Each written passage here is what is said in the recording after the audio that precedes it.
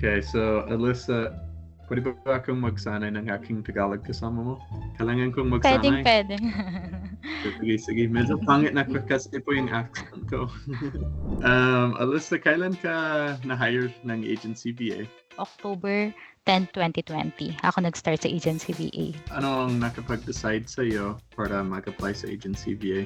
Nag-pandemic po kasi noon, 2020, time ng pandemic. So, napakahalaga na sa bahay nagtatrabaho. Kaya malaking tulong siya kasi nasa bahay lang as long as may maganda kang internet connection and maayos yung laptop mo, is tatanggapin ka nila na agency VA. Kala ko ginusto mong maging mayaman.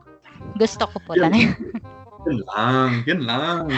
Pwede mo bang i-describe ang inyong overall experience sa pagtatrabaho sa agency VA? Magaan siya sa pakiramdam. Hindi siya yung trabaho na nag-iisip, Sabado at Linggo, nag-iisip ka pa na stress ka. Basta magawa mo yung task mo sa client mo, maayos yung pakikitungo mo sa managers, is okay na okay yung trabaho sa agency VA. Also, madaling lapitan yung mga managers sa agency VA. Kapag nagtanong ka, tutulungan ka nila agad, lalo team leader. Sino po ba yung team leader mo? EL Kyle.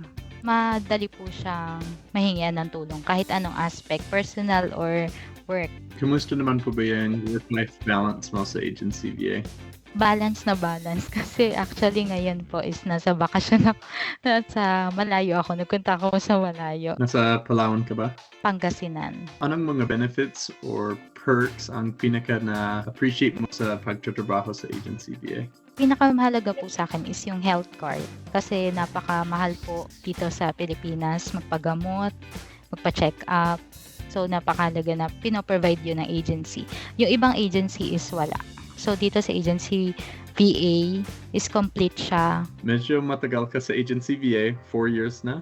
Anong advice or payo ang maibibigay mo sa mga bagong hires sa agency VA?